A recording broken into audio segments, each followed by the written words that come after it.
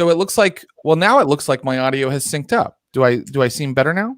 As with all things, your life is better with me in it. That's absolutely true. You look great. You have a new little haircut. I said little. That sounded condescending. It was my second haircut of quarantine. My girlfriend gave me the first one, and it needed fixing. Yes. So, well, it looks beautiful. You're a beautiful man, and I think our problem is fixed. All right, then I'm going to absent. I don't know. Yeah, I don't know. So if there are problems, just let us know, and I'll just like refresh real quick. But I think that we're in a good place. I'm going to bring out our bye, Clint. Goodbye forever. I am going to bring out our guests. No, Clint, come back in, my friend. I can tell that I'm still lagging. I'm just going to leave the studio for a second and be right back. All right. Once again, unprepared to be on camera. My room is filthy. I'm going to introduce our players. Rejoining us from last week are besotted, laudanum-soaked naval surgeon, Dr. John McCorquodale, as portrayed by one Mr. Humphrey Ker. Hi. Hey, Humphrey. Hi, Claire. So now, with me also on the screen, we only see a smaller section of your room, and it suddenly looks very orderly and which tidy. is all I ask. It's a good maneuver. Hi. He's back. Do I live in? Am I stuck outside of time now? Has the great race of Yith captured? No, I feel like I'm better now. Okay. I think you are a millisecond or two delayed, but this is workable. Okay. Well, we will keep an eye on it. Dr. McCorquodale, played by Humphrey Ker. How are you, Humphrey? I'm very hot and sweaty, and I have the air conditioning cranking in the back of my room, which may affect the audio quality. I'm sorry, everybody, but otherwise I will pass out and my face will smash into the keyboard of my laptop and catapult it across the room. That's great. That'll be like kind of a fun stunt when you toss your air conditioning. Yeah. Okay. Well, thank you for being here, Humphrey. How are you feeling about Dr. McCorquodale's situation that he's in today?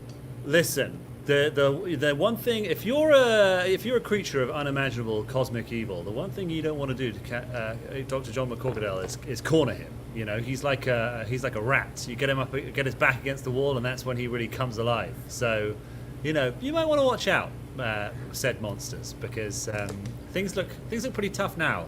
But when the going gets tough, the tough famously get going.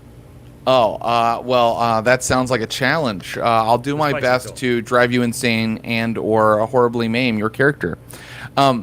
Let's bring in our next guest. Man, this guy is a writer who's worked on all kinds of fantastic things, including the show Just Roll With It with me, Jared Logan. Yes, he had the honor of working with me. He's also just a hilarious performer and a comedian. And he is playing a character that he describes as a rich snot who is in over his head, Pip Bothwick. Please welcome my good pal, Mr. Phil Walker. Oh, what? Well, hi. Everybody. Oh no! What? He's back. We lost Jared, and I can't allow you to co-opt our whole stream with your. That's fair. British charm. Jared seems to be back. Oh, he's having technical issues. All right, here he is. I really seem to be, don't I? How am I now? You're fine. That doesn't sound great. It's a qualified fine. Listen, are we going to have to do what we did last week and dispatch you via vehicle to a secure location with better? No, we're not. We're not going to do that because I feel like, how do I look? Do I look terrible? I mean, listen, you're just walking into a joke here, which is, the resolution is fine, but what the resolution is working with is a true nightmare. Uh-huh. Yeah. So no, I mean, Clint, let's just do this. Let's just figure this out. Occasionally fine, slightly less than perfect. So I mean, to me, I look okay, but I don't know why I popped out there for a second. So my stance here is, despite us being on video, we're living in theater of the mind. So if your audio is in sync to everyone else's and your video is just slightly off, that is not going to disrupt the game. Well, it was working perfectly right before we started, so this is frustrating. I wonder if I should just bring in our other guests and then let us then let me set the situation, let them talk about what they'd like to do for a moment, and then maybe I'll pop out for a second and try to really do a fix. All right. So let me bring in finally, after that wonderful intro, my good buddy Phil Walker. Everybody. Hi, good to see you. All right, I had my whole entrance ready. I was like, all right, here it goes. I had what I was going to talk about, and then it was 5 minutes later. But no, thanks for having me back. It's good. Not only are we good buddies, and not only did we work together, we also shared an office. That's true. So we yes. Stared at each other for hours on end. Stared into each other's eyes and talked about anime and comic books. Gotcha, man. We're big fans of Gotcha, man. Fans of Gotcha, man. Yeah, good to be back as Pip Bothwick. And this is one of your first role-playing forays, right, Phil? It is. So it's last week was actually the first time I'd ever done any role-playing thing ever. The only experience I had with role-playing was Stranger Things and watching that episode of Community where they did that. So I had a basic idea of what it was, but I really never played before. I think you've taken the 101 course at that point. Yes, that's right. You're right. I watched that YouTube video where it's explaining how to actually play the game and what you do with the dice and all of that. So that was good.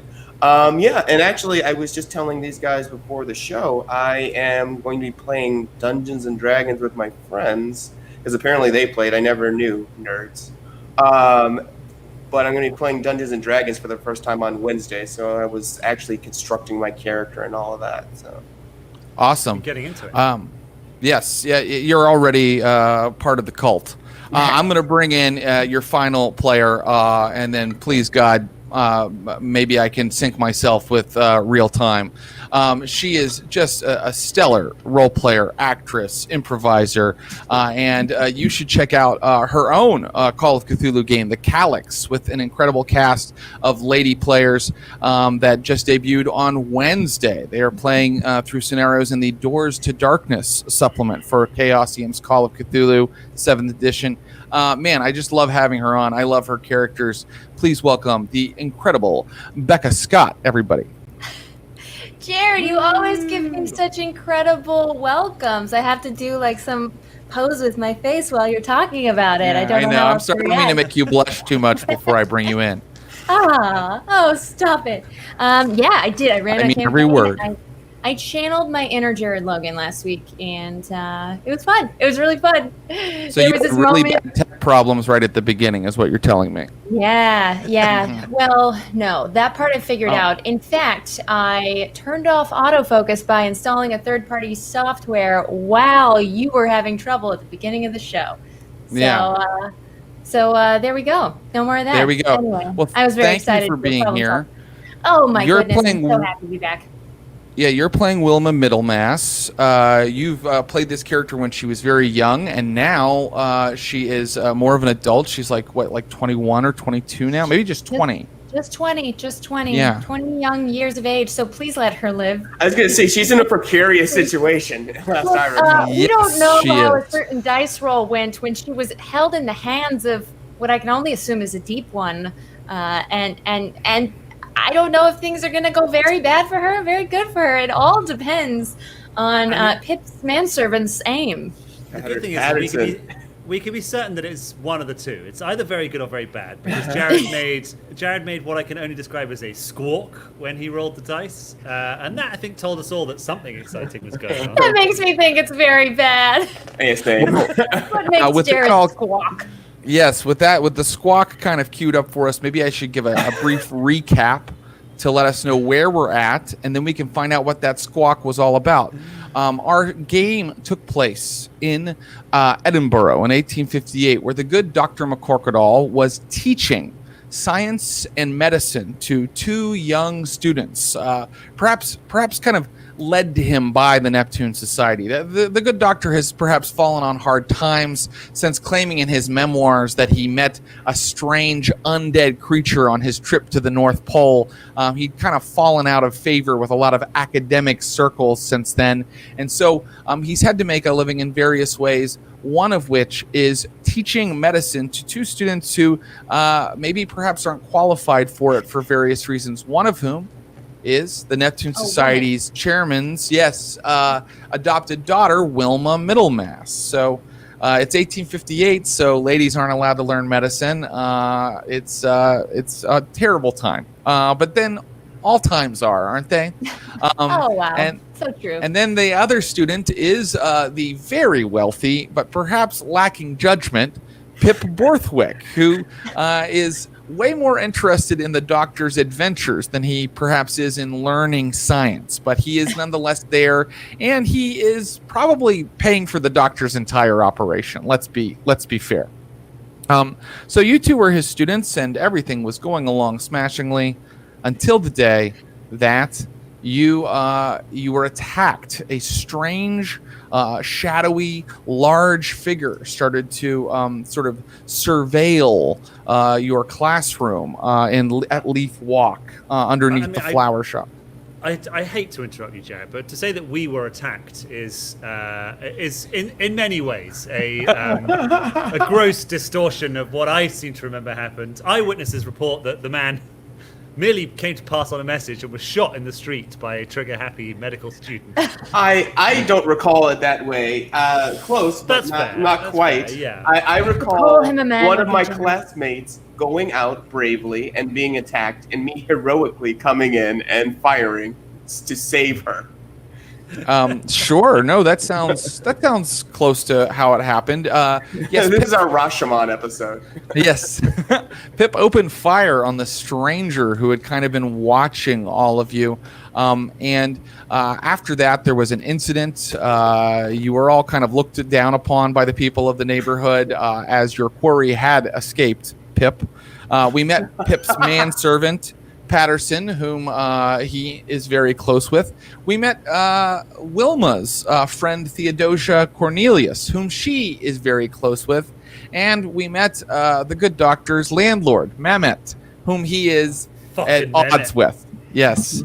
And then we were summoned by a messenger's note to the home of the doctor's sister. And there the stranger appeared again with the doctor's sister's head in his hands and said, "If you do not help me find a certain book and cast a ritual within it, I will systematically hurt and kill everyone you all love." Our PCs believed the guy, but Pip, being the headstrong dude he is, told his manservant to go around behind and try an ambush. The creature noticed that happening and snapped Margaret McCorquodale's neck. Dr. McCorquodale's sister was only barely saved from death by his quick medicine skills, but she probably will not walk again. The creature headed off into the night, but not before Wilma Middlemass pulled out a song, a spell that she knew of old from one of her former adventures that she had learned from a book she procured in the esoteric order of Dagon, the Cathat Aquadingan. And she good idea. It was an interesting idea. It certainly led to interesting results. Yes, you intoned that spell, and nothing happened at first. Next, our three heroes, along with Patterson, Pip's manservant, headed out into the port to find a ship where the said book, the book that the monster demanded they procure for him, was coming in via ship, a ship called the Nereus. And on board there was a man, a spiritualist named Doyle Dustin Marr, who was said to have the book. Our heroes concocted a great scheme to sneak on board. They burst into his stateroom. And it turned into a sketch. It did. It turned into a Marx Brothers movie. They hit them. You knocked them out with like sedatives. Him and the woman he was currently in in coitus with. You knocked them out with sedatives. You went searching for their things. The other sailors were outside saying, "What's going on? What are you doing?" It was an enormous mess, and then it got even messier because as you exited that cabin, you noticed that there were sailors dead on deck, and a creature had come aboard, a hideous frog-like amphibious humanoid. Yes, it could only be a deep one, something that Wilma Middlemass had encountered before. Yes. And said deep one caused Wilma to break down into sobs, fall to her knees, for she knew that she was somewhat to blame for its arrival because she had intoned that spell. And so she fell to her knees. The creature picked her up and was going to take her off the edge of the boat. And that is when Pip told his manservant Patterson to open fire, and Patterson critical failed his shot. Oh, No! That was a 0-0, everybody, a 100, so it was a critical fail. No! So I usually take that to mean that something horrible has happened, and in this case, I think that the shot has hit possibly Wilma Middlemass. And so before I hop out for a second to see if I can get in sync, I want Wilma Middlemass to make a dodge roll. And if she does not make a dodge roll, we are going to make a damage roll. Can she squirt Wilma, I think that you can be wiggling and screaming inside the beasts. So let me set the scene. The creature is walking to the edge of the deck of the Nereus. Pip's like, "Patterson, fire!" The creature has you in its oily arms. You're like writhing and screaming as it comes to the edge of the deck. And No! They don't call me Wiggles for nothing! 31. And that's a success. That's a success. Oh! I'm going to then therefore rule that you're wiggling, you're moving, and then suddenly like you kind of slide out of its grip for a moment, and the bullet hits the creature, and the creature Literally my middle name. Yes, the blood that spreads across the deck is in fact the creature's, because I did say blood spread across the deck. Wilma falls into the slick of the creature's blood, and I would like for everybody to discuss what they are going to do next. Wilma, you are still somewhat insane. I'll be back in literally 2 minutes as I try to fix this. Discuss what you're going to do next to handle this thing. I'll be right back. Well, I think it was a success. She lived, so. Yes, Pip. I mean, listen, we all had, perhaps been thinking that ordering your manservant to just shoot wildly at your friends was a bad idea, but actually, you know what? It works out. Friends are known for their wiggles and have been all their life and slip into Cockney in their previous circumstances whenever things go awry. I think it was, well, thanks very much to Patterson. I'll say that much. I think it's been a colossal success all around. Yeah, hats off to Patterson. Patterson deserves an extra weekend off this month. Perhaps we should run now and get away from water. Agreed. You should try and get back on your yacht and return to Leith. Yes. I think I'll take a running leap. Now, you do have the Book of the Dead Voices, do you not? Dead names. Yeah, I think Pip's got Doctor? it right. I do. I don't. I've not seen the book. Yes, I have. Well, I don't know the name yet, but I do see a black book in your hand during my Wiggles. wiggles, all the things, my screaming, and sometimes the weight of the world just becomes a little too much, I get it. Yeah, I understand. I mean, I think that first of all, well, listen, we can jump off the side of this sizable freighter and into the yacht to drop 20 or 30 feet into the yacht. But I mean, listen, also maybe what we might want to do is take care of. Well, we should see what the frogman, like, what sort of state he's in. I thought we were friends.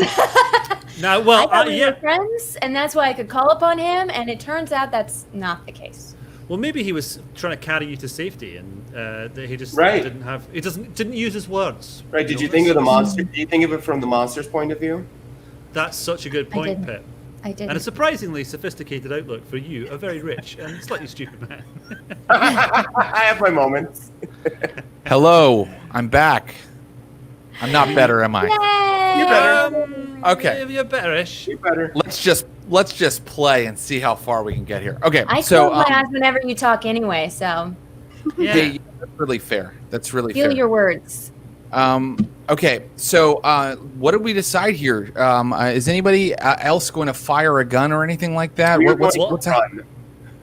Run. Generally, we're going to run, but I would like to sort of try and get a look at the fishman as we go past. Like, is he sufficiently damaged that I might be able to finish him off? I have easily. seen him face to face too many times, and I do not look. I just run. here's what I would say. I'm sure he's like the doctor.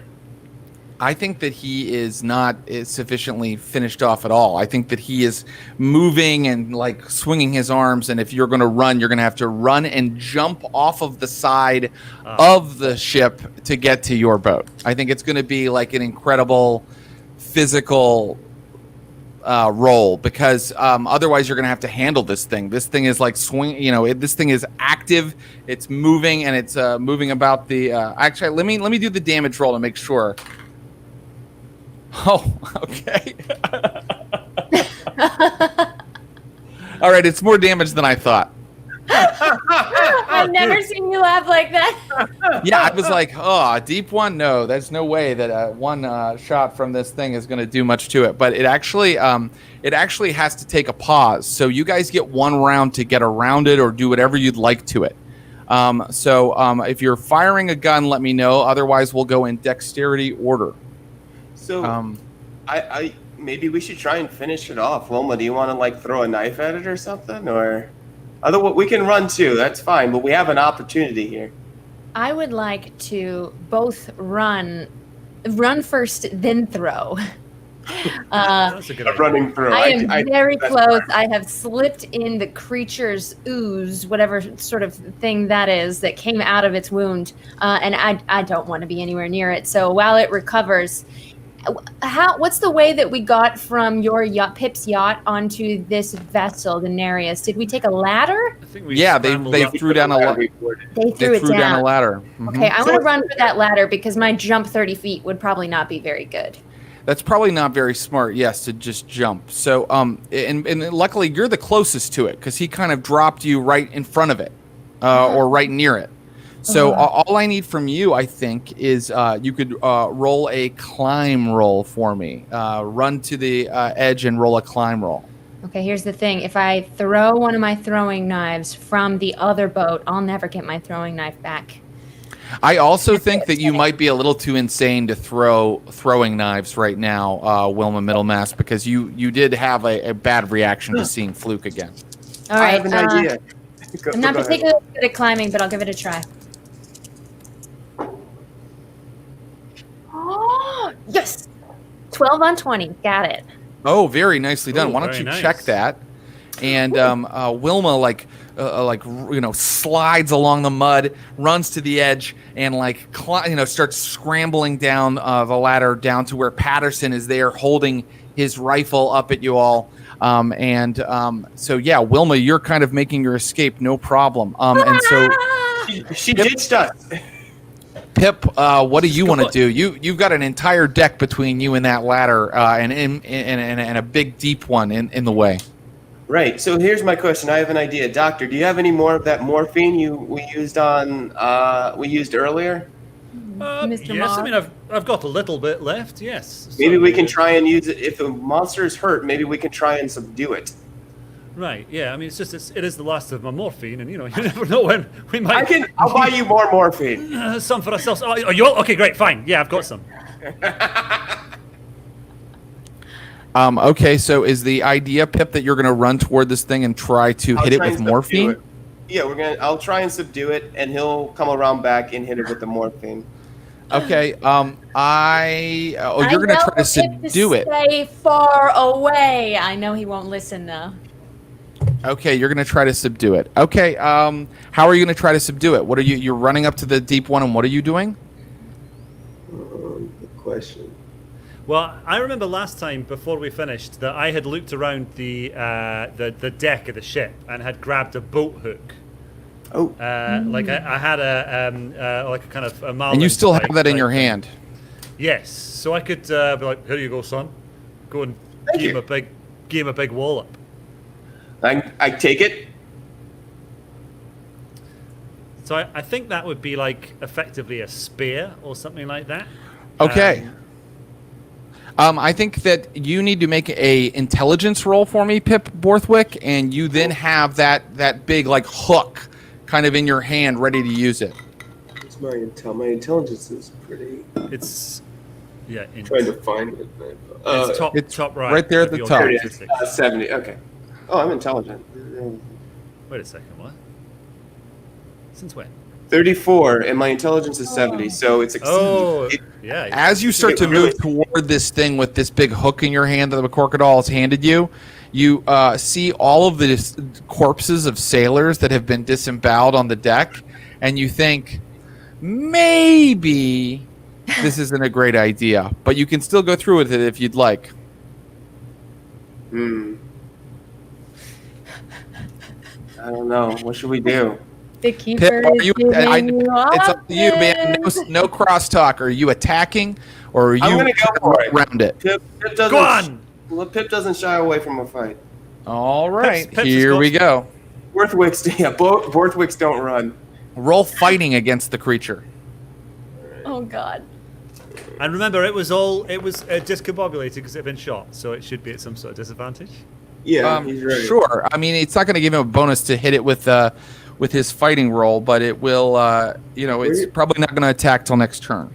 Where's fighting? It's in alphabetical order on your sheet. All the skills. I think it's in the second column It's the from second the column left. at the top. Oh, here it is. I don't have any numbers in that. 25 Then is your base. 25 is your 25 base. then. Oh, crap. Yeah. You want to give a 25% roll on that? Yeah, why not? Why not? Yeah, If you hit, you'll get a check, maybe. Right. 89. Okay, so I'm gonna roll that you swing the hook and you swing the sharp side, and you just like hit like this weird like kind of scaly armor on the back of the thing, and your hook just kind of glances off ineffectually. But good news, Pip, you are now within the thing's arm reach. All right, Dr. McCorquodale, your turn. What would you like to do? So look, I've spent my whole life at sea, right? All over the world. I've gone with His Majesty's Navy. Well, Her Majesty's Navy now, sorry. Got used to... It's been so long. Used to be a king, now there's a queen. And all around the world, I've taken part in every kind of sporting activity that a ship's company can take part in, including a very rudimentary form of rugby. So what I'm hoping I can do, as a 60-year-old man who has destroyed most of his bodily functions through the liberal application of different narcotics, is to run and tackle Pip off the side of the ship and into the Firth of Forth. Save me from myself. That's incredible. I would use fighting for that, but if you'd like to use something else, yes, that makes please. sense. Could I Okay. use, say, accounting? Something that I'm good at? I'm afraid you can't use accounting. Okay, then I'm going to look for some kind of physical thing that I could possibly use. Because I'm an older fella now, and I'm not quite as athletic as I once was. I like jump. I also like. Sure. That also sounds like a straight up like strength roll to me, or like size roll. Yes, please, size. Okay, Size I'm it gonna to allow me. you to just run and try to use your size to push you and Pip over the side of the ship. Okay, here we go. Can I spend 2 luck? You can spend 2 luck. Because I'm not Okay. counting that as like, this is combat technically, but that's not a combat roll. You're not trying to hit somebody or something. So yes, I'll allow it. So here's what happens. The doctor's like, oh God, and he starts off running across the deck, and he's like, oh God, fuck me, oh God, like as he's going, and he's like absolutely like spittle is flecked in his moustache because he's so out of shape as he does this, and as he gets up to Pip and the monster, he's like going to he's not going at terminal velocity at this stage. Like, this is going to be a problem. But just at the last moment, due to a stroke of enormous good luck, he treads on the dismembered hands of one of the ship's crew, and it slides out. His foot slides out from under him, and he just pitches forward like this, and just catches Pip right in the midriff and takes him over the rail of the ship, and we drop 30 to 40 feet and splash into the dark water.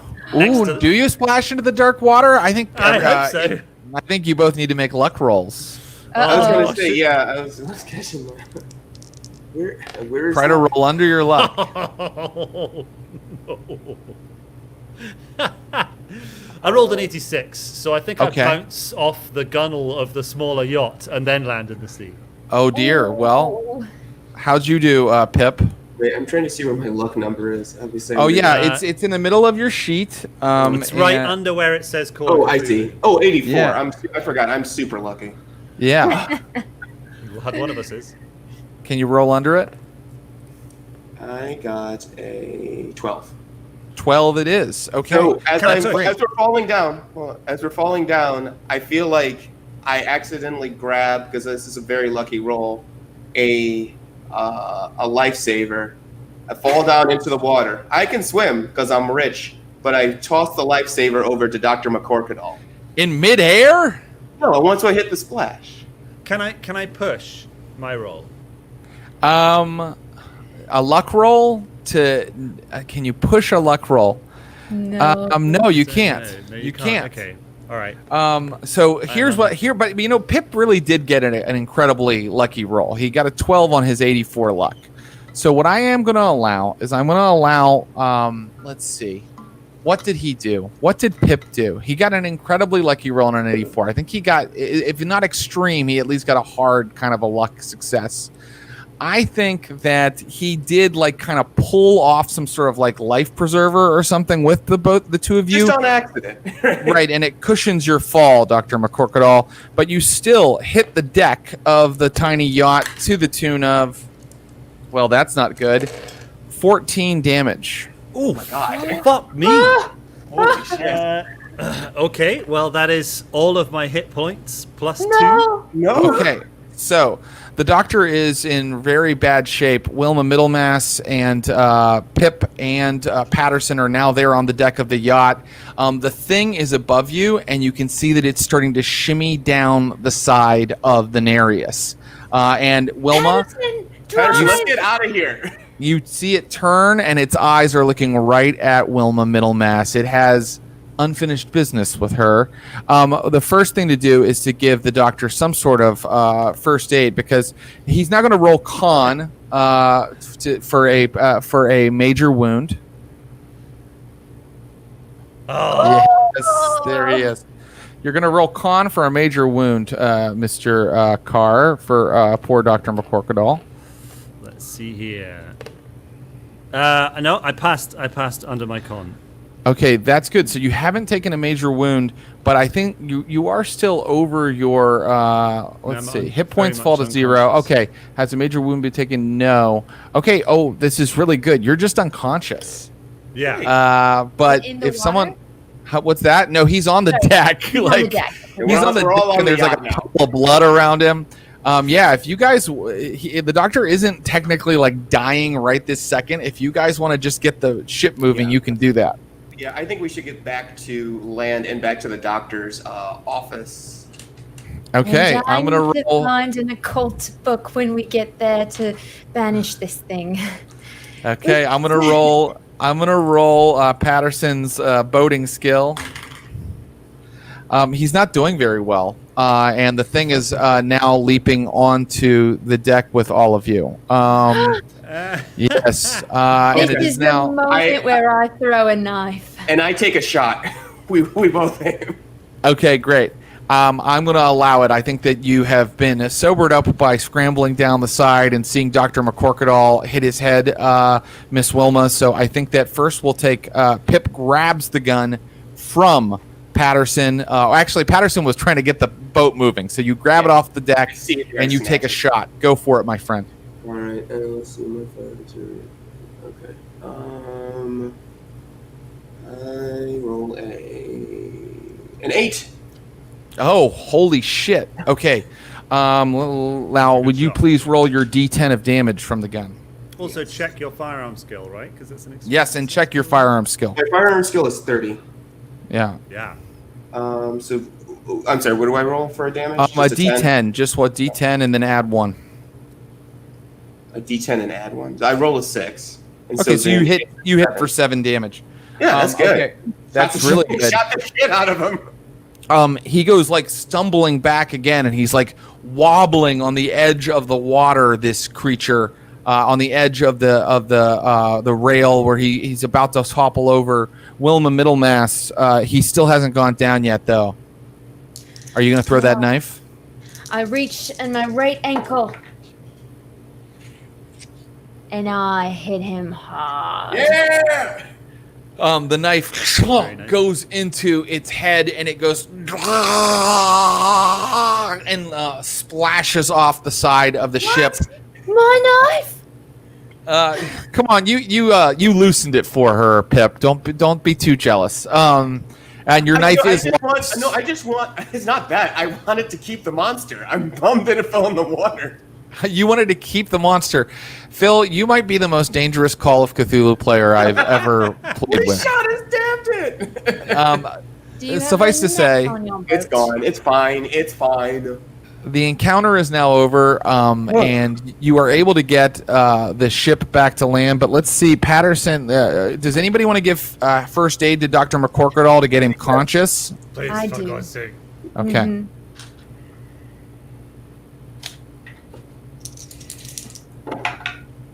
Oh, yes.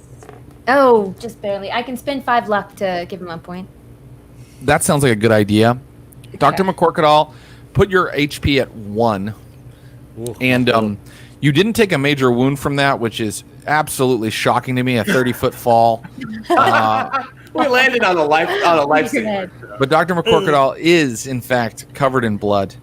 And soon you are all docking the yacht, and are you heading hurriedly and quietly back to Leith Walk to the doctor's surgery?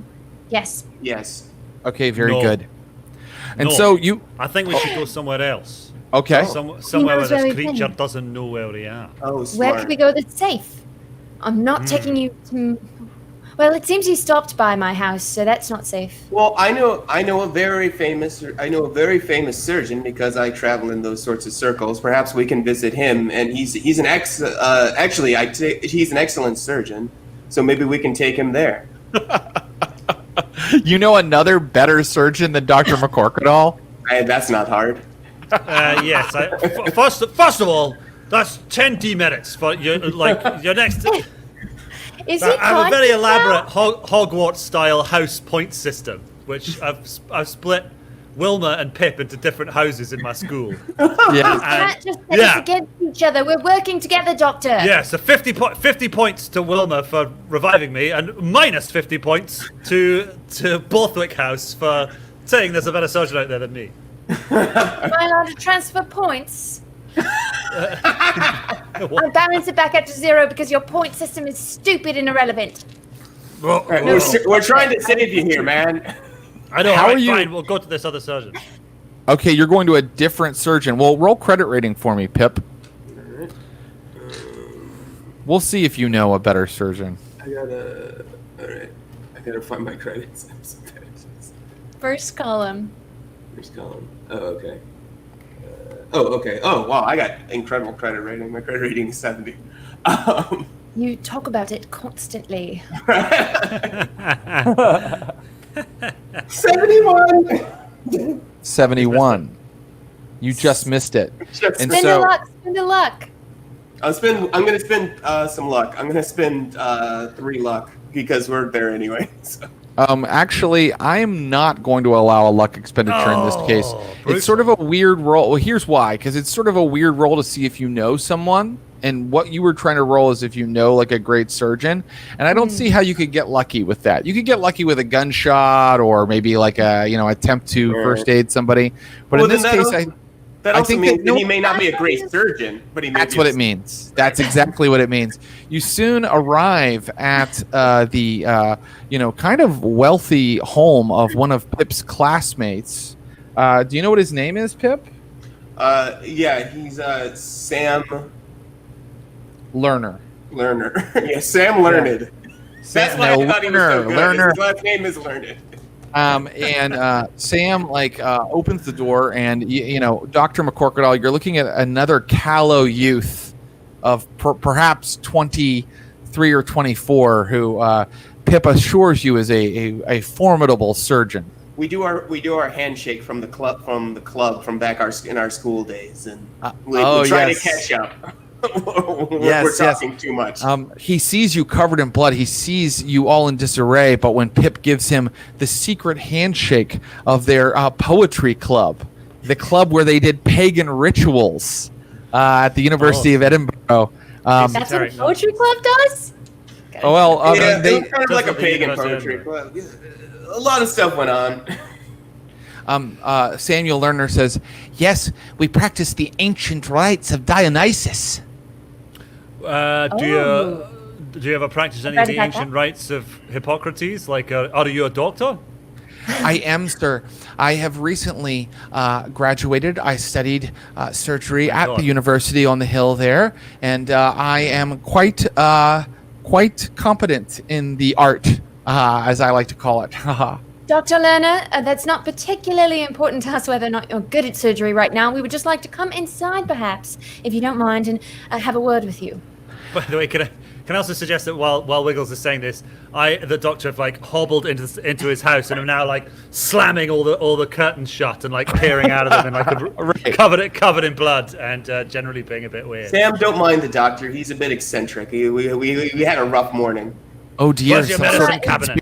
Very upset that she couldn't outrun her old nickname, even after shedding her previous name, Wiggleton, and becoming a Middlemass. Well, because you were all wiggling there with the fishman. That's why. So you're Wiggles now. Ha ha ha! Good stuff. I don't want to be called that. You had a very lucky wiggle. You should Be own your proud of your narrative. wiggles, Wilma. Yeah, own your narrative. Own the wiggling. No, Learned. Where's your medicine cabinet? Lerner. Sorry. Whatever your name is. Learner. Yes, and he takes you back into his wealthy home, and he doesn't really have a medicine cabinet so much as he has a black doctor's bag in his study, which he pops open for you. He doesn't have a full surgery here. This is his home. Great. I just go rooting around in his bag. Oh, he has the works. He has what you might need. Are you just trying to get a little bit of relief, Doctor? Yes, but here's the thing. I don't really self-administer anymore. I saw which way I was going with that. I'm much more relaxed about the usage that I used to do. So I'm going to be very careful and just put a splint on my finger and do. I'm not an abuser, right? Or a user. Not anymore. I've got it under control. Okay, so I'm going to look to give myself some medicine, but a respectful amount, nothing crazy. Nothing crazy. Very good. I'd like to wipe off the frogman ooze that I'm covered in. Yeah, and in fact, Lerner is making a face because it smells so bad. You guys have already covered his carpets in blood and the ooze of eldritch creatures. He's kind of actually feverishly asking Pip, what has happened? Why have you come here in such a hurry? What is going on? First of all, old chum, don't worry. I'll pay for all of the damages. We'll buy you in some new rugs. Secondly, we're in a bit of an adventure, just like we always said. Isn't that fun?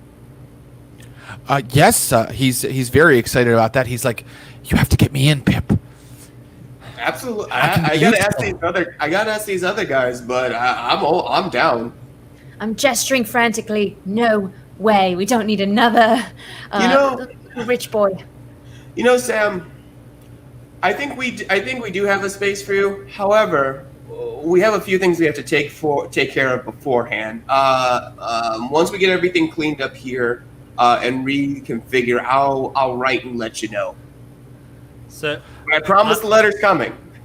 I would like to finish sewing rudimentary stitches into the massive gash in my face, and then just get up real close and be like, "Do you have a gun, son?" He does. He has a flintlock pistol somewhere, and it's never used. It's in a very ornate and beautifully polished case. He's like, "I've never used this," and he hands it to you. Great, get it here. And I start. What about knives? Have you any knives? He has many scalpels, and he tells you that the cook may have some sort of knives that you could use. Excellent. And I stomp my way into the cookery and start rooting around and testing the balance of various knives belonging to the cook. I go and take a nice hot bath. It's been a long day for me. So a little relaxation, I think, is just what the doctor, Sam, ordered.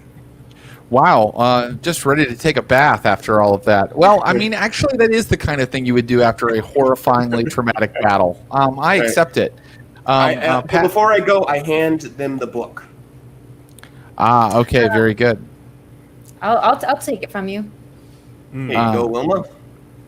Great. Okay, so just so you know, hot water is an ordeal even in a wealthy home in this time period, it being 1858. So you've actually awoken the servants. Like Sam's like, okay, very good. I mean, Patterson is maybe supervising this task. He's in charge for sure. But He the knows servants are now aware, on this it's like a Tuesday afternoon and there's a man drawing a bath. The servants are now aware that something is amiss.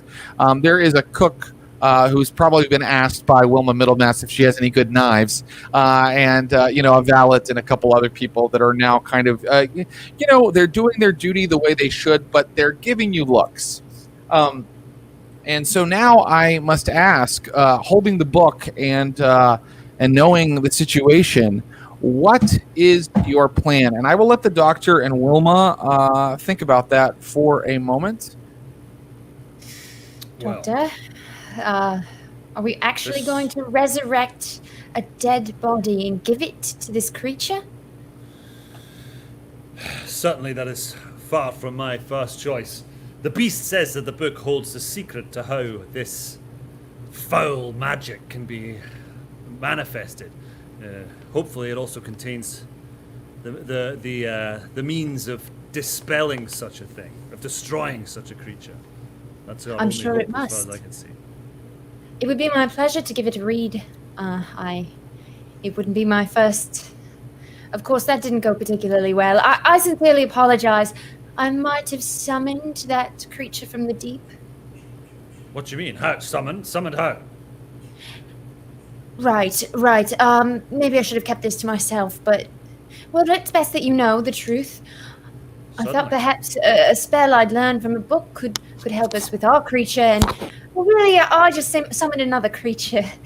But we dealt with it, and you're patched up fine. That shouldn't scar too badly, I think, that little thing there. I mean, I just had a pee, and pure blood came directly out of myself. Into the lavatory. But yes, I mean, I'm doing great. That's a sign of healing, right? That's the body taking care of itself, isn't it? Ejecting the bad blood. Yes, as we know, getting out the bad blood is the #1 way to heal a human person. Yes, well, that's right. So look, here's what I suggest: we study this text together. Yes. All together, and even maybe we can rip out some of the pages and let Pip read it in the back, and see if there's anything in there that can tell us how we can destroy that foul thing. Because we cannot bring another one of those things into the world. It seems to be sacred. You never know what sort of power a book like this could possess. I mean, maybe it has its own sort of consciousness, if you will. Some foul intelligence. Indeed, we should treat it as such. All right, we've decided to read the book. And then decide. Okay. What's going on? You can certainly skim the book, right? That's how it works when you look at one of these books. Now, it's going to take quite a few hours, but you can go ahead and start skimming it. I'm going to just roll a d6 to see how many hours it's going to take you. Oh, wow. Okay. And then, I mean, I rolled 1, so it's only going to take you 1. Wilma, you're very good at this. You're very good at this. And so now you begin reading the book, and you need to. You see that it is written in Latin. I said that it said the Book of Dead Names, as translated by Alois Vermius, and that means Necronomicon. Could you please make a hard Latin roll? You bet.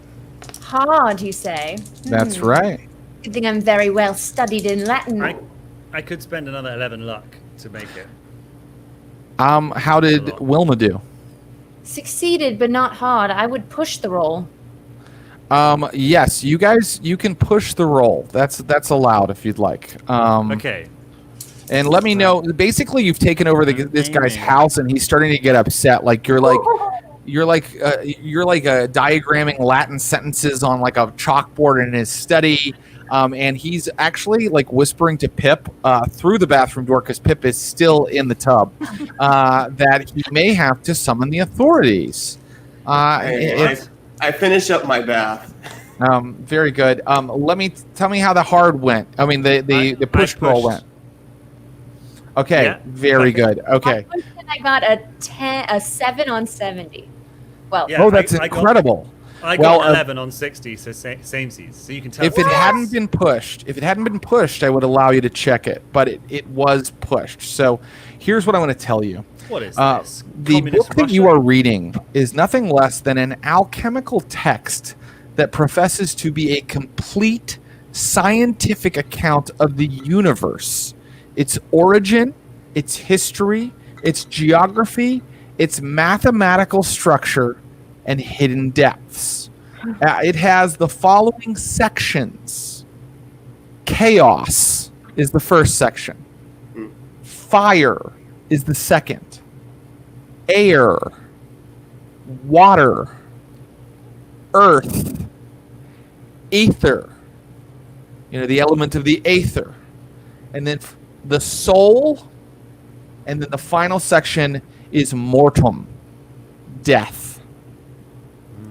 The two of you, from your just initial reading, and by the way, you've spent all night at Lerner's house, and he is really kind of upset with all of you, but you've kind of been threatening with him. Some of the servants have left. This is what your push roll reflects. Like, the whole house has been taken over by you, and you're all acting mad. At first, he was keen on an adventure, and now he's like, who are these lunatics? But Dr. McCorquodale and Wilma Middlemass now have +5 to their Cthulhu Mythos skill. Ooh. And correspondingly lose 5 sanity? 5 maximum sanity. Yes. You lose 5 maximum from your maximum sanity. From 99. Mm-hmm. Can I interject that, like, we're reading over each other's shoulder? We agreed that we would read together, but we keep like pushing each other and like, no, go back the page. Wasn't done. Yes. Yes. I mean, you're both fascinated. I mean, this thing is maybe especially you, Wilma, since you've delved into these things a little more thoroughly before. Doctor, you've been kind of wary of them. But if you'd like to know about a section, I can tell you if there appear to be any rituals like the one that the creature told you to look for. So I enter the room. Patterson is drying me off as I walk. I'm in like a robe. No, I have clothes on. I have a robe on, and Patterson is drying me off. So what do we think? What do we think, guys? Because Sam is not loving you guys. I understand. Shall we stay or shall we go? We're staying, and I want to look deeper into Section 8, Mortem. Yes. Okay. So Mortem, it's sort of at the end because it sort of ends up being this sort of culmination of everything that came before. The final section of the book describes how the human body may be broken down into its component elements and manipulated. Chaos, fire, air, water, earth, ether, and soul are all components that make up the human organism. And you realize that there is a ritual here to break down a body into its component elements and resurrect it. Basically, if you take a dead body and you break it down into its component salts, its essential salts is what is mentioned in the book, you can then intone the spell a second time, and the body will be resurrected with its soul inside of it. It will be fully resurrected from the dead. Can you explain? Sorry. Absolutely. Can you say that again, with how the soul works? So, according to this spell or this ritual, if you wanted to resurrect someone, you would take their dead body, you would break it down into its essential salts, is what it says. It will break down into its component elements when you intone the ritual the first time. When you intone the ritual the second time, the component elements will come back together. The body will reform itself out of the dust you've turned it into, and then the soul will re-enter it. All the different component elements. You know, one of the elements, according to this book, is the soul. And so then, did you perform this ritual, Dr. McCorquodale? No. McCorquodale, we've got to bring it back with a soul. That's all we need to do. We need to give this creature a soul, not a companion. I would like an intelligence roll from everybody as well. No, actually, just from McCorquodale, if you don't mind. I rolled a 5. That's really great. I wish you could check intelligence, but you can't. But what I will say is that you remembered, don't bother even having to read them. You remembered to cross-check Dr. Conrad's notes, which you also found in the ship, in Mars' cabin. And Dr. Conrad's notes make careful mention of the fact that using the ritual, you wouldn't be able to get the spell without the book. But he has these kind of side notes, footnotes to the spell that you found. And he says in order to create a new soul, many different bodies must be, dissected, and their different parts added to the corpse before it is broken down into its components, parts, and then resurrected. So we need corpses. Yes. You've got plenty of corpses, McCorquodale. Let's break them down into their salts, as it were. But hold on. Do we need these salts? Like, we need to destroy this creature, not create another Make a second abomination to one. walk the earth, and have that thing come and bother us 3 times a year, being like, "Oh, will you bring me a pal?" And like, "Oh, I've fallen out with him. I need another one." Smart. I agree. Aren't you tempted after reading about the soul and all these different elements? I want to try it. That's necromancy. It's devilry. Bothwick. No. So was surgery considered 100 years ago? She makes a good point. She does make a good point. I have a plan. I'm with Dr. McCorquodale. What if we trick this monster? Tell him that we're put together a corpse, and tell him that we're making it a companion for him. Then lure him in, trap him, and then just end him. Or have them fight? Ooh, even better. Can we control? Let's make a fighting corpse, but we'll bind it to our will. Listen, Dr. Conrad thought that he could create one of these things and bind it to his will, and look where that got him. Frozen to death and probably eaten by dogs or some shite out on the ice. Maybe he just didn't know how to charm it properly. Right. Yes, he's not nearly as smart as you, Dr. McCorquodale. Well, flattery will get you everywhere, Pip. But this time I think I will... discretion is the better part of valor. And we should perhaps really work out how to kill this bloody thing. Right. So, well, maybe then, if we have this book and we know about taking it down to how to create it, maybe we can reverse engineer it and figure out how to destroy this thing. Yes, that's what I'm hoping. Interesting. Keep Wilma may or may not be plotting about whether or not she wants to make a friend on her own. Don't worry, Pip thinks that he has convinced her. He is blithely unaware of the fact that she's lying. And I definitely think for as we go into the commercial break, you just see the doctor looking at Wilma being like, And then Pip leans over and says, I think that went well. Yes, oh, sweet Pip. Minus 50 points to Pippendor for your continued insistence on being a damn fool. Are you leaving the house of Sam Lerner now? Well, hold on. If we have a plan for making up this fast-talking story to the monster, then we could go back to the surgery and have a plan for when he comes. Well, here's the thing. I think just to drop out of our unbelievably accurate character work about what all these guys would be doing, I do imagine that we need to settle on a plan, because if we go off half cock now, then he's going to have the massive advantage. Like, what do we want? I mean, I totally get, and I know this is like metagaming, but I understand that there is a disagreement within the group about how to do it. But Let's make a monster. I don't mind metagaming, but I don't mind a little bit of it, right? I mean, like, this is a game and a story, right? So you guys do need probably to decide what you're doing together, or else it's going to be a mess. I think that as Pip, I'll speak for Pip. So Pip says Pip actually agrees with Wilma, because Pip is into Arcana anyway, and he's down for either. But the opportunity to make a monster is a pretty tantalizing thing for him. Mm-hmm.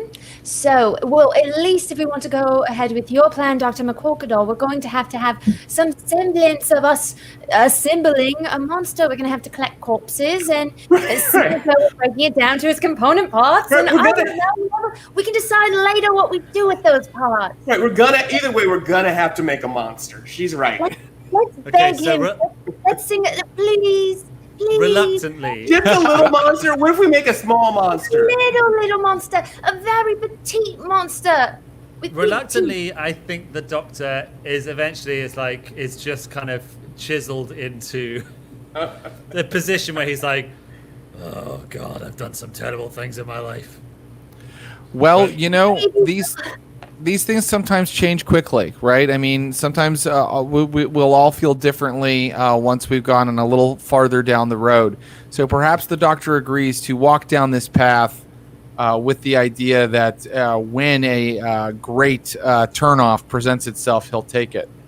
Yeah, I think the plan, to summarize, is that we're going to tell him we're making a creature for him, look like we're making the creature by doing all the actual steps, and then if we find a way to simply reverse his animation spell, maybe we'll stop there. Right, maybe we'll have a group discussion and decide if we want our own monster. Right, we got to learn this stuff anyway, because otherwise he's never going to stop. And so, and maybe we make a cool monster. Who knows? Sam Lerner appears at the door, and he says, there are soldiers here. I had them summoned. I suggest you leave the premises immediately. Very well. But I get to come back, right, Sam? I mean... No. You have abused my generosity, Pip. I am sick of this intrusion. Don't you remember that holiday in Nice? Sam, right. I want to tell you be gone and never darken my door again, and never mention that holiday in Nice ever again. We will leave, and Pip will not come back, but let me tell you, when Mr. Dr. McCorquodale earns the Nobel Prize, you will not even be a footnote in that story, Sam Lerner. And then I spin dramatically. I hold up his doctor's bag, and I'm like, thank you for your assistance. And then as he goes to reach for it, I just drop it and go like, fuck you. And then I'm the last one out the door. I'm the last one out the door. I'm terribly sorry. I'll send some money to pay for all the stuff they messed up. They're ruffians. I apologize. I hope one day we can be friends again. Can I do a quick roll to see if I found a good throwing knife, like a well-balanced knife, like maybe luck or a sleight of hand? Yes, you may do a luck roll. Also, make that luck roll, Becca, and then Phil Patterson tells Pip, he's like, Samuel Lerner will likely talk to your other compatriots within the club, sir. I'm afraid your standing within the club may be damaged by this incident unless you can, I don't know, turn it all around with some sort of... Some charm, as it were? Well... some sort of social cachet at this point. Right. how did you do on finding a great knife? Nah. My luck is very bad to start with, and I spent some on the doctor. Yes. Okay. So, Doctor, you had something. Yes, please may I do a medicine roll or first aid roll on myself? Because I'm still on Get this. Get this. Part of the pushing was you can't. You are. What? Yes, dude. The doctor spent all night in Jared's reading this Latin manuscript. I'm not trying to kill you, but He's trying to kill me. He's trying to kill me in front of all of you people. I give dodge rolls, but I also say if you push to read a manuscript, you can't also heal yourself up the way you'd like. So you guys are both struck by how the doctor is sort of limping as you leave Samuel Lerner's, and you're like, good Lord, he hasn't even taken care of his leg yet. He hasn't even taken care of his leg. It is full dark, and the sort of polluted skies of this time period's Edinburgh mean that not a lot of stars are visible right there in the city. So I need to know where we're going now. Well, we've got two options. We can go back to my school, my rather optimistically named school, or we can go and talk to the men who bring me my bodies. But we need more bodies. We need fresh ones. Yes, I've got a couple of that. Yeah. So do we have a carriage, perhaps pits that we could conceal these bodies in as we travel back and forth? Yes, like my mini costume trunks. Yes. You can stuff them into Pip's costume trunks. I sidebar with Wilma for a moment. All right, let's be real, Wilma. We all love the doctor, but he's not doing so hot, and he doesn't want to make this monster.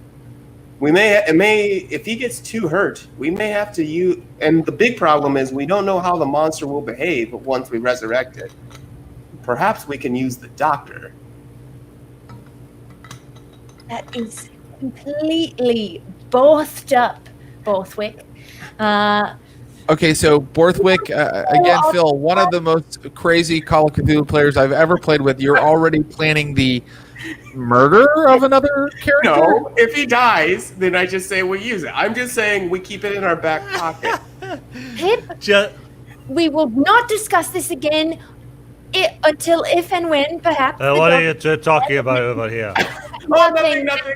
We're thinking about how we could help you to heal, Doctor. Yes, that would be good. We're worried about your wounds, and if they get too bad, we have a plan. Shot another hot jet of piss and blood directly into this street corner over here because I'm in a very, very bad way.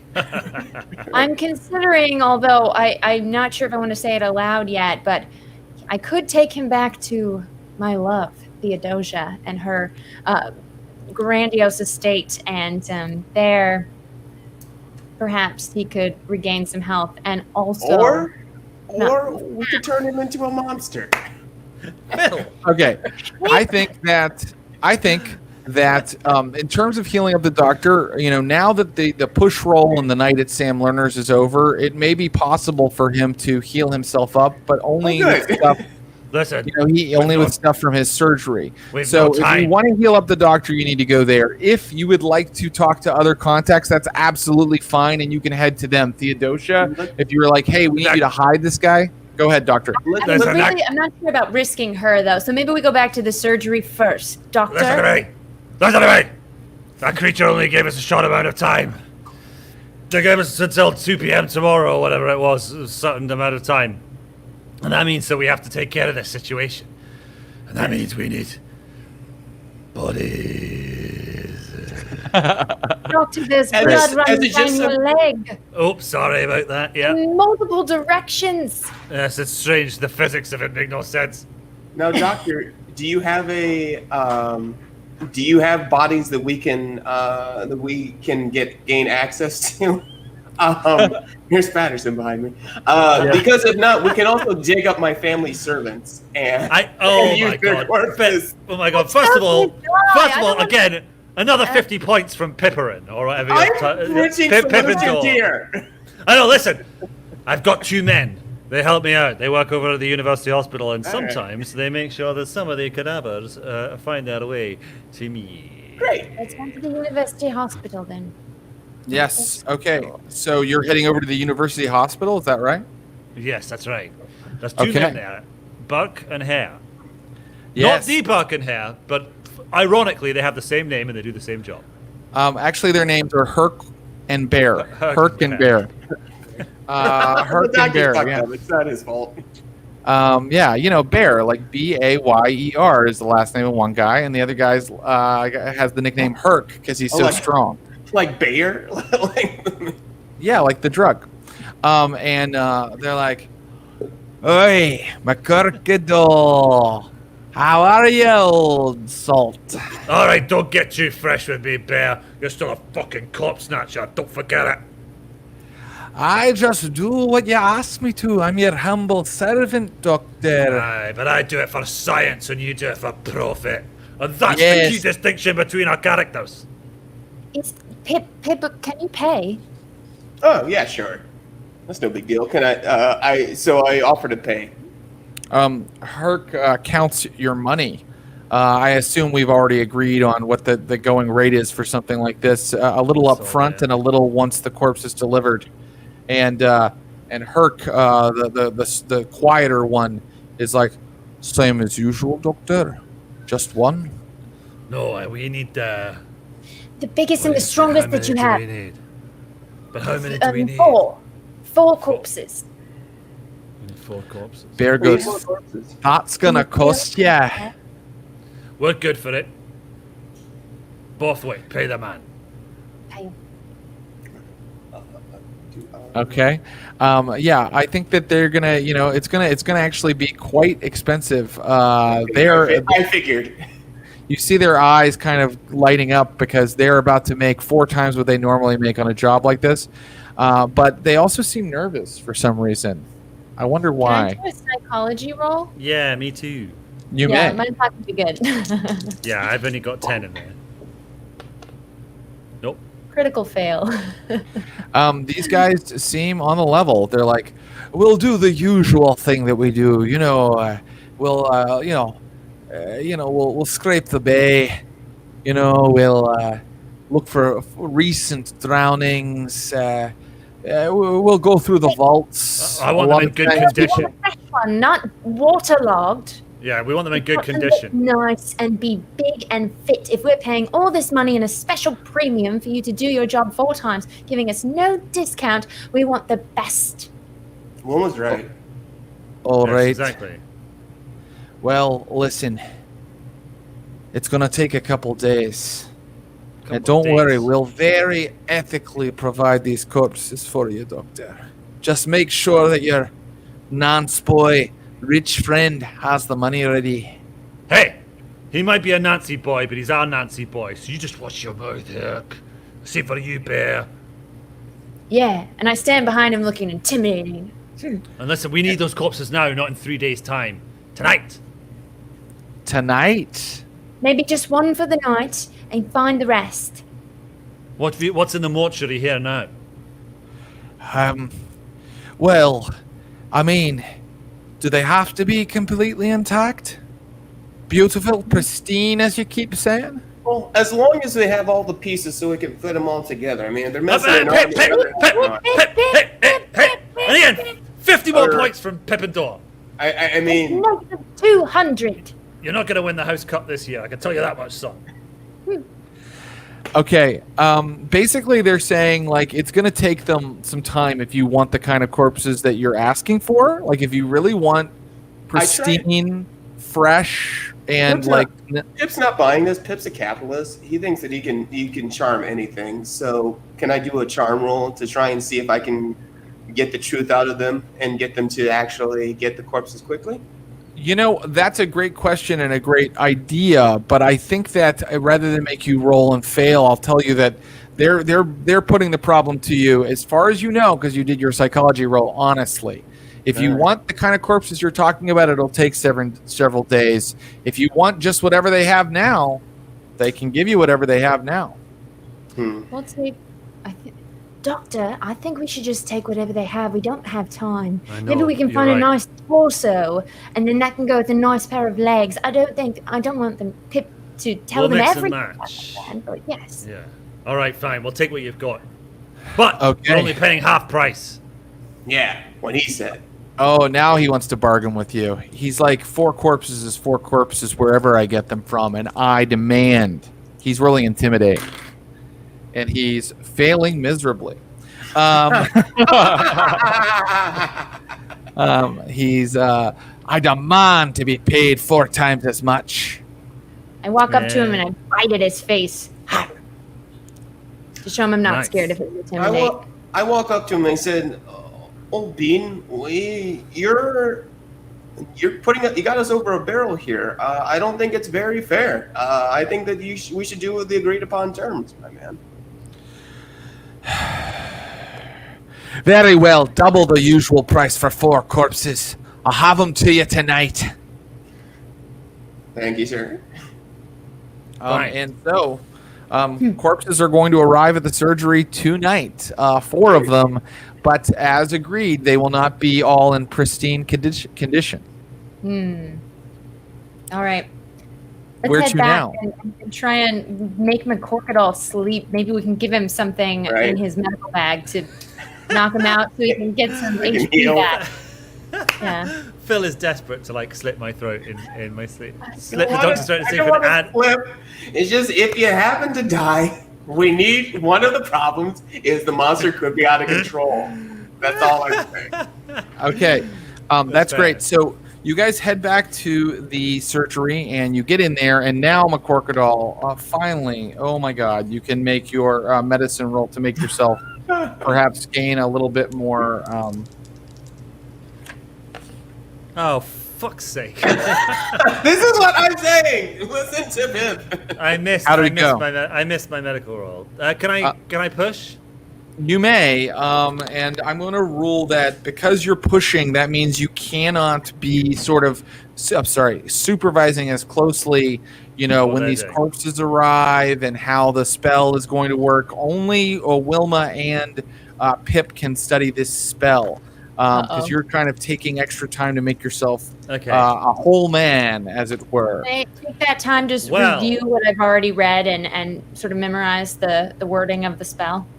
Yes. Now, everybody remain calm, but I did miss my push roll. Okay, so here's what happens now. The doctor is doctor. You've way overdosed yourself on some of it. I mean, to put not too fine a point on it, the doctor has relapsed a little bit and is just trying to make the pain go away. I know how to do that. Doctor, if your role playing does not reflect it in the course of the next couple scenes, I will be helping you reflect that with how your roles go. But you may return. I'm going to go ahead and allow you to return a D6 of health to yourself. I'm gonna reflect you, pal. Exactly. Doctor, who are you talking to? That's a looking glass. What's that? Aha! I thought there was a handsome devil in this room. Turns out it was me. Back to 6. I'm halfway back, baby. Oh, that's good. Okay. Fantastic.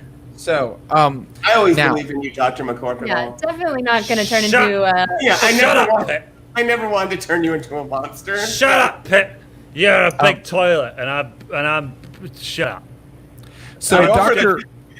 What? Doctor, I'm gonna first get Pip and the doctor. I'd like to tie him to one of his medical beds and just whisper, "You'll just take a little nap, doctor, just a little sleep." Nap? As she does that, I ask Patterson to give the doctor some of his medicine so that he can help sleep. Wait, no, he's already so overdosed. Okay. So let me tell you what's happened. You have not tied the doctor. You've put the doctor in one of his beds. You've kind of shut a curtain on him.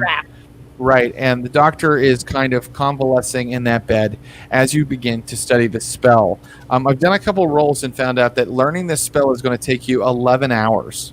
Yeah, it's that hard. What you may do is you may, let's see here. You need to give me a hard intelligence roll. To learn this spell. And this is you guys over many hours like discussing how the pronunciation should go and stuff like that. How did it go? Yeah, Cthulhu Vatagan. I did it. Oh, very good. I memorized it. Pip Bothwick, have you learned it as well? Have I put a horrible weapon in the hands of a person with clearly very little responsibility? Yeah. Well, I look over it. For the first time because I also. Oh, I need to roll, right? Hard intelligence, sir. So it's half your intelligence you have to roll under. I have my intelligence. I have to roll under. All right. I did it. It was a phenomenal success. Learn this with me. Let's rehearse together. Yes, just like that. Okay, that's amazing. So both of you now know how to do it. And you understand that you have to cast it twice. Once on the body to make it kind of turn into essential salts, and again to make it turn into a full corpse. Now, according to Conrad's notes, you'll have to create a body out of the various parts, sewing them together, and then do those two parts. Does that make sense? Yes. Because if you just make a body, turn into its salts, and then bring it back from the salts, it will have its old soul, its original personality, and it probably won't be super happy to be back at first, at least. So you think you know how to intone the spell, and now it is time to receive the bodies, and they begin to arrive, and they all arrive at once. Herc and Bear pull up in like a wagon to the back of the surgery and start bringing these bags down into the cellar where you guys all work. And they start undoing the ties on the bags and opening them up. And you right away see that the first body is as he mentioned, a waterlogged body of an old man. It is completely like it's been eaten by fish a little bit. The next body is quite poxed. It's a young man who died, but it looks like some sort of disease was wasting away at its face. The next body has several holes in it that look like they were created by a knife or some kind of small cutting implement in the shoulder and the chest, and a big chunk of the neck is missing. This is about a middle-aged man. The last body is a woman, and she is middle-aged as well, and she appears to be normal. They did find one body for you that didn't have any wear and tear on it. Doctor, beautiful. I hug it and I kiss it when I see the good one. I'm just so excited. The woman is shockingly fresh. The other three are like fresh enough, like they haven't like decayed to the point where you can see skeleton or anything like that. Like he did bring you fresh corpses.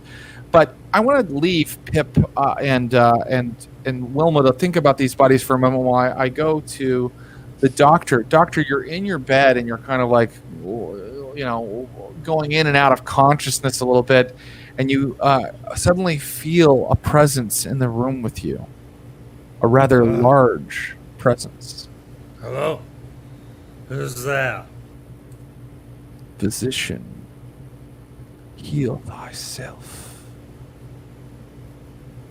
You've got my book. Now you must do as I have bid.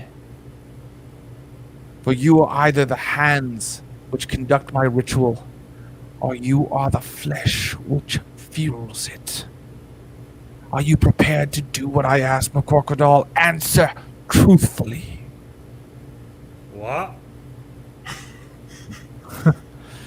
Now who are you? And how did you get in here? This is a private restaurant. A test first, McCorquodale. Before you create my bride, there must be a test to make sure that the ritual works. Your sister, perhaps? What about my She's sister? good for little else now. What have you done? Her body is broken. Perhaps you could have her back. and make sure that the ritual works. What have you done, what have you done to my sister? Also, again, who are you? You called me Henry. Oh, Henry! Well, it's you. The whoever it is now, like, disappears. Like, not disappears, but it's like moving away from the bed. McCorquodale, in your altered state, do you want to do anything? What do you want to do? You want to call your friends? They're busy supervising these bodies that are coming in and stuff like that. Yes, I think I'm going to suggest that the thought of a real and present threat to dear Margaret is enough to like cut through. Has turned my it's really harshed my vibe and has brought me back down to earth to a certain extent. So I think the doctor is like, Bothwick, Middlemass, where are you?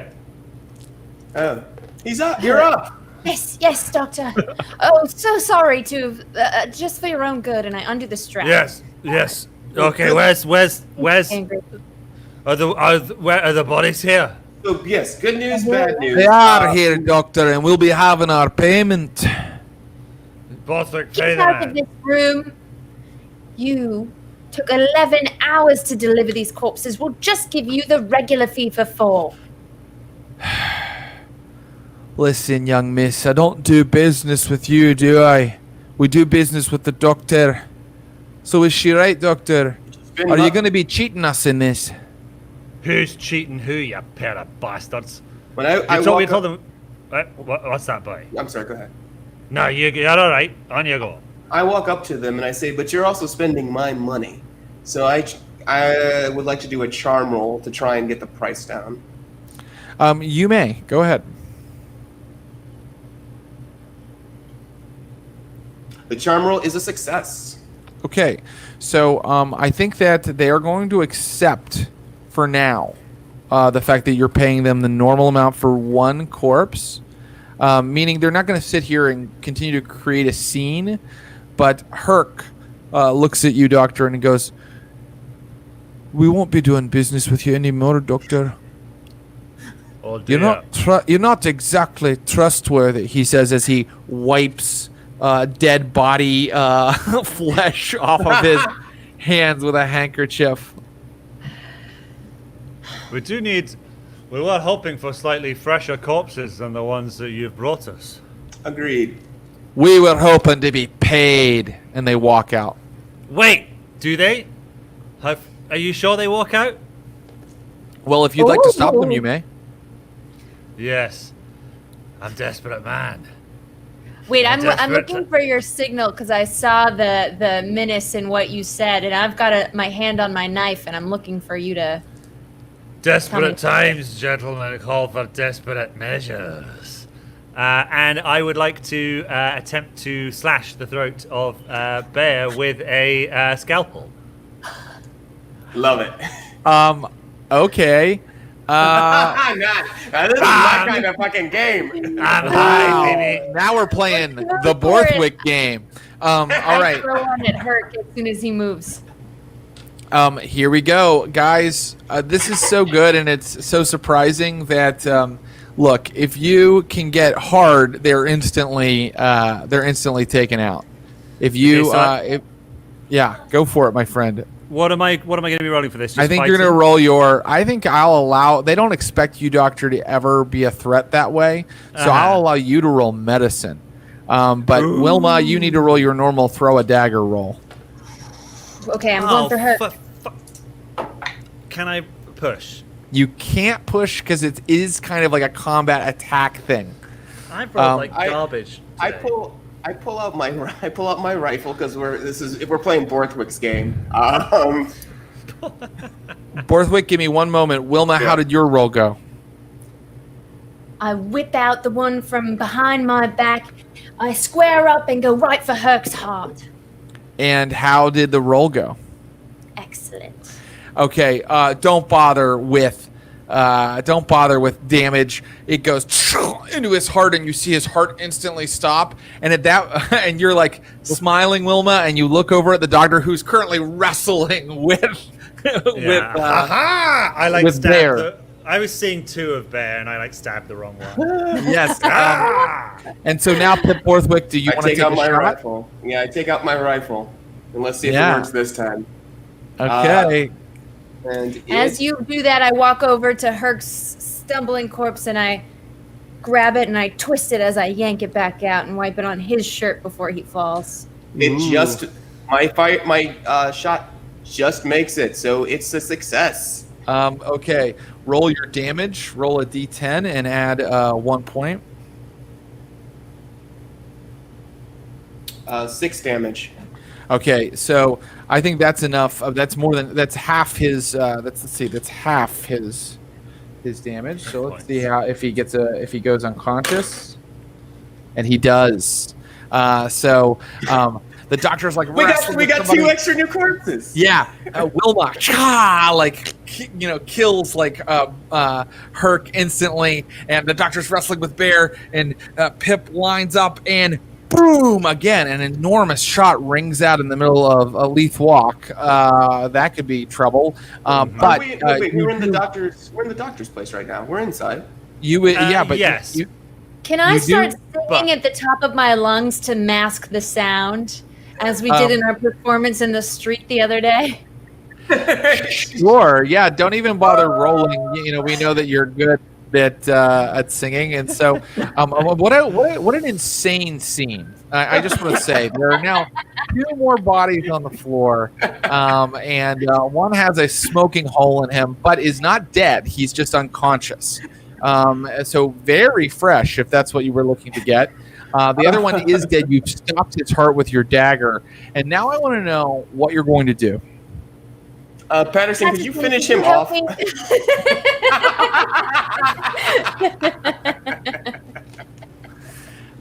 Yes, we've become murder hobos, even in a Call of Cthulhu scenario. But I believe it. I believe it because you guys are desperate. I would like to look at the bodies that they've sent because I've not seen those yet. Yes, they are a mess. Recognize. I excitedly want to show him my favorite, the undamaged middle-aged woman. Oh yes. Well, now that you've, and perhaps you didn't look that closely at her, Wilma, because McCorquodale sees that it is in fact Margaret, his sister. The creature went and finished the job, and there she lay. Completely dead, even after he did everything he could to save her. And so I would like a sand roll from you, McCorquodale. Sorry, Doctor. Sorry about Sorry your for your sister, Doc. loss. Yeah, that is now my 4th or 5th plus 90 roll in a row. So yes, I massively failed my sanity roll. Okay, let me tell you how much you lost, my friend. Oh boy, wow, these dice are going everywhere. Okay, that's bad. Boy, you probably wanted that first one because you got 6 sanity loss. Make an intelligence roll, sir. You want to fail this roll. Oh yeah, don't worry, I got a 17. Oh damn. Okay, so Doctor, you are. Look, here's what I think. I think that the Doctor is not thinking clearly, and will now do something that normally he would consider very stupid or very dangerous. Can we put it that way? He wants either vengeance or he desperately wants his sister back. So I grab the doctor and I try to calm him down because I have a plan. Us Bothwicks are always thinking. And Doctor, the biggest problem with resurrecting this monster in the first place is the fact that we didn't know what they were going to do. Why don't we study the book a little bit about the soul, and perhaps we can resurrect her soul, and she'll be back, and then she'll be an unstoppable killing monster. Wait a minute, we've read this book, and what it says is, if you put many corpses together, it sort of disorients the soul, and it doesn't know to be angry anymore. So we'll use her face so you can see your sister again, and perhaps just put some other parts in there. And so it'll be a whole new soul. Right. Or even maybe, Wilma, you might have a sanity spell. You seem to be a witch, I'm discovering. That's interesting. So what you're saying is we could am offended in this time period to be Bring- called a witch. my beloved sister back from the dead to be the sexual plaything of some giant patchwork monster that came round here to fuck us. No, we're gonna kill the monster. That's what you want to do. You want to see my sister get railed by a fucking Frankenstein. Ah! Okay, just to be clear, the monster never said that he wanted to have sex, but McCorquodale has gone temporarily insane. McCorquodale, what are you going to do? I just start rending my clothes. like tear all of my clothes off, and I've got like just a patchwork of weird scars and like strange tattoos all over my chest and arms. And I'm like, Patterson, and I like, give him his medicine. We gotta all triple team up to put him back in his bed and back under the strap. So you're trying to restrain me, and I'm just screaming like, Mehmet! Mehmet! Come here, Mehmet! As Wilma and I try to restrain him, I asked Patterson to administer his medicine, not enough to make him, not enough to kill him, but enough to let him sleep. Okay, so you guys are trying to get the doctor down again. You're trying to get a needle in him again. You are trying to handle this man who's gone completely stark raving mad. You have 2 bodies on the floor just bleeding out. You have 4 bodies that have been illegally taken that are just laying on slabs here in this tiny cellar, and that is when you hear a banging on the door. McCorquodale! This is too much. It's Mehmet. The lights, it's well past noon now because you guys spent 11 hours working on this. Right. Patterson, by the way, Pip is kind of like I want to see how he's reacted to this. Pip, I want you to be honest with me. Has Pip ever murdered people in front of Patterson before? Be honest. No. Right. I don't believe he had. Thought. I mean, he's trigger happy for sure. He just crit success his sanity roll on all this. So Patterson goes, "Promise me, sir. Promise me that this won't bring shame to the Bothwick name. That you have a plan here, because I'm really starting to doubt what's happening around us." Of course, Patterson. I take Patterson aside. Here's the deal. I don't trust any of these. Bang, bang, bang, bang. Outside. Mehmet! I will take care of McCorquodale with the help of Patterson. You have to talk to the landlord. And I walk up. I agree with him. Let me just shove something in McCorquodale's mouth first. I ripped up a piece of Margaret's dress.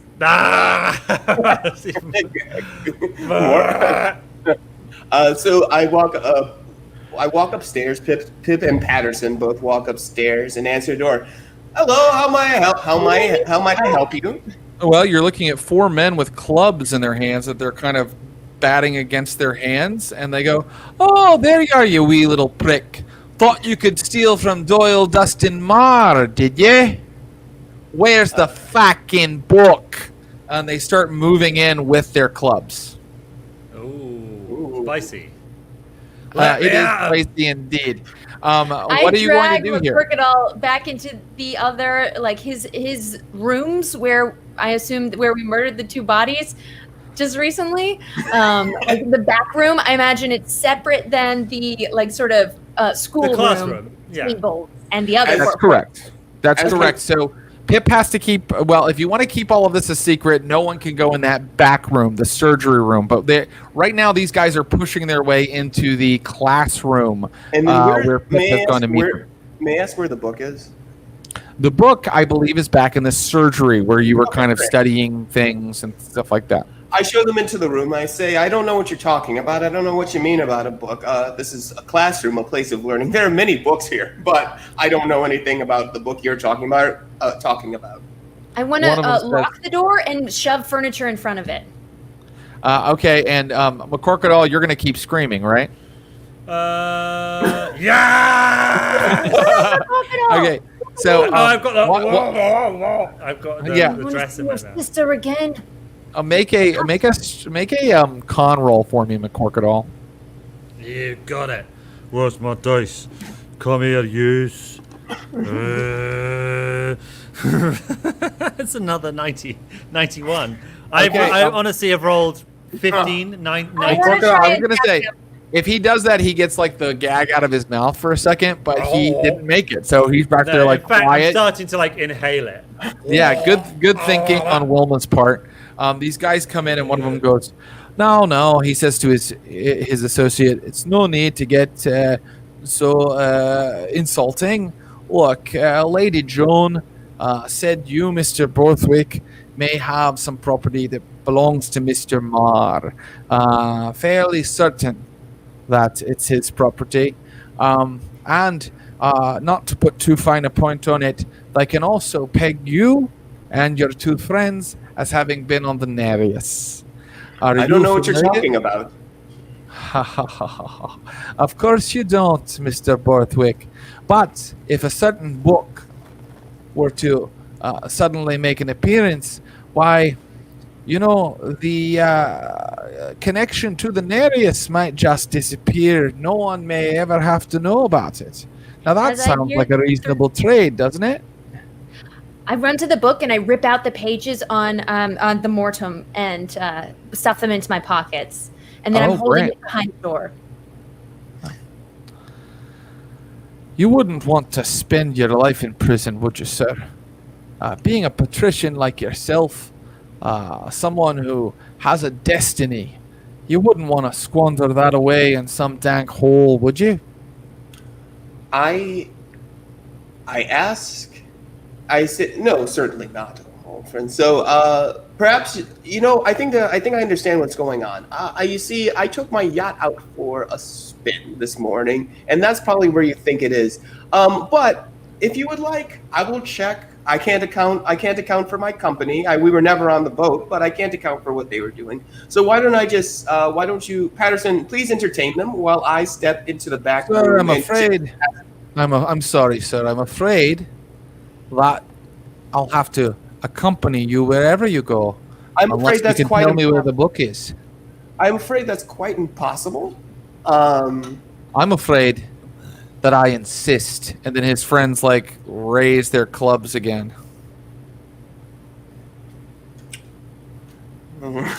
I slide the furniture out from behind the door and I open it and I say, "Take your book," and I throw it at them and get out, and I slam the door again. A book? I didn't know that was there. And then I help her slam the door and throw some furniture in front of it. Oh, okay. Well, then you don't see what the leader does or his friends do, but you hear them shuffling around out there, knocking things over for a while, and then you hear through the door. You hear, "Is that it? Yeah, this is it. The three of you are very lucky today. You won't be as lucky next time you tangle with Doyle Dustin Marr. Remember it." And they start to head out. You hear clack, clack, clack, clang, clang as they leave the shop. Luckily for them, I didn't throw the book right between their eyes. You may make another Constitution roll. I made it. You spit the gag out of your mouth. Tell Doyle Dustin Marr to go fuck himself. That's right, Doctor. They're going to make a listen roll.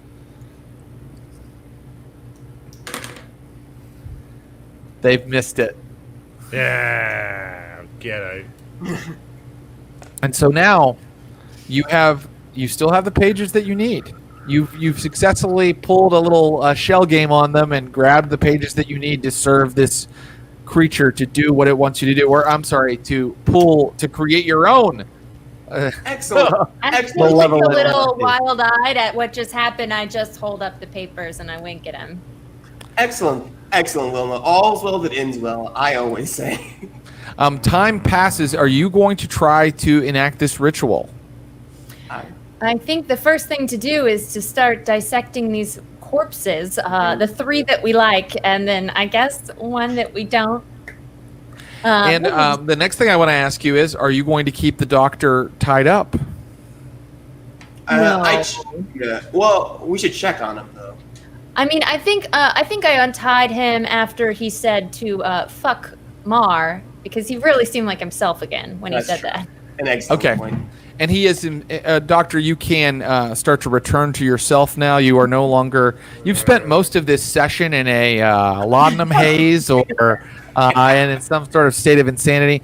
But Doctor, I think that I would like you to roll sanity one more time. And if you fail it, and remember to roll your new rating when you roll. What did I lose last time? You by the way?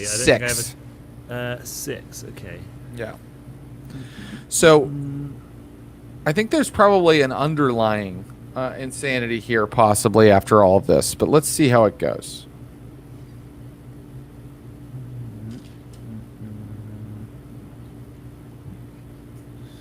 Yeah. Okay. Yes. Sorry. I succeeded this time. Oh, you did? Okay, then I am going to give you I'm not going to give you any instructions. The Doctor's actions from here on out are his own. You can play it however you want, which can also mean crazy. It's up to you. And so, Wilma, what is your medicine skill? Well, here's the thing. I really focus more on biology, so that's how I approach this. Okay, understood. So, what is your biology skill? 70. Well, unfortunately, biology is more of an academic, subject. So I will allow you when you are doing these dissections and stitching together. It's less of a practical thing where stitching and sutures and things like that. So I will allow you to roll hard biology when you're doing all of this. Pip, what is your skill in medicine? My skill in medicine is very bad. It's 1. Ah, very good. But you have biology as well, do you not, Pip? Yes, I do. And so I think that you need to all except for the Doctor, you the two of you need to make your hard biology rolls as you start to prep these corpses. And can I push my roll? I think that you can. Yeah, I think that you can. I'm really taken aback. I want to know how the Doctor's reacting to this preparation. What is the Doctor doing? I think he's like in a catatonic state. Yes. Basically, he is non-responsive during this period and cannot be cajoled into doing anything or being helpful in any way whatsoever. Can I push my roll as well? You may. So those pushed rolls to make hard biology rolls, how did they go, Wilma and Pip? I start cutting. I love knives. I've seen many diagrams of what the body looks like inside and out. Although the human body is always different. It's not always the same as a textbook. And I start chopping organs to bits. And how about you, Pip Bothwick? How did your second hard biology roll go? I've been aiding her this whole time, but unfortunately, my skills are more in line with animals and other sorts of strange beasts, and I, too, am not terribly familiar with the human form. You're one of those kids that just, hacked up neighborhood cats. Are you ready? You have completed the corpse. You have completed it. Did you go forward with giving it Dr. McCorquodale's sister's face? Yeah, it's got her face and beginning torso, but it's got the arms of Hulk and the legs of Bayer because I wanted it to be super strong, but also tender. Okay, the mess of a thing that you've created lays on the table before you, stitched together. The poxed young man had really nice abs, though, so we put those on. Of course. Yes. And so now I want to know, are you ready to perform this ritual twice? Keep in mind, twice. Once to make it descend into its essential salts and then again to resurrect it. Are you about to do that?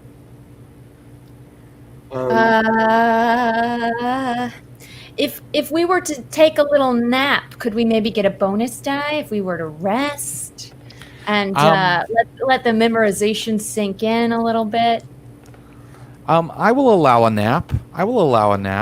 Yeah. Ooh, Okay. And so now it is now, it was a Tuesday when you went to the Nereus, and then you spent all night and into the next day prepping all of this. And then I'm going to say, like, it's now late at night on that Wednesday, and you are awakening like around midnight to finish this work. Are you ready? Before she Yes, Doctor. I'm going to go with Doctor, and then I'll talk to you, Pip. Yes, Doctor. Dr. McCorquodale is not there when they wake up. He's Great. Vanished. Dr. McCorquodale, we will find out where you went very soon. Okay? Pip, what were you saying that you'd like to do? Well, she's asleep. I did not actually go to sleep. I studied the book a little bit more. The book is gone, recall. Okay, very good. Really studying. It's really studying the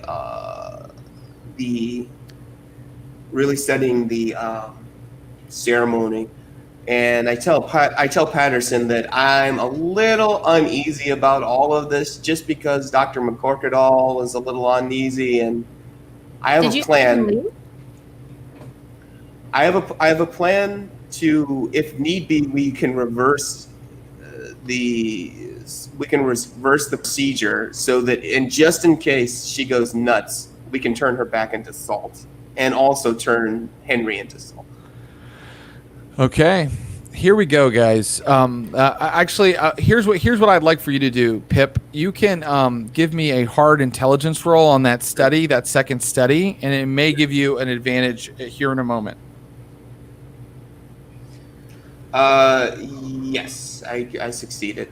Great. So you were utterly exhausted, but you think you have a better understanding of the spell.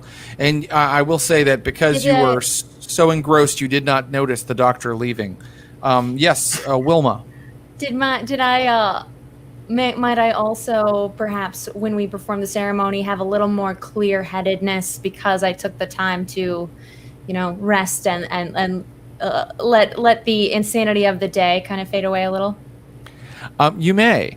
And one thing I will allow Pip to know from his study is that it is going to be a little bit enervating. It's going to be a little bit tiring on whoever is conducting each part of the ritual. So you might want to split it up. Like one person reduces the corpse into salts and the other resurrects it.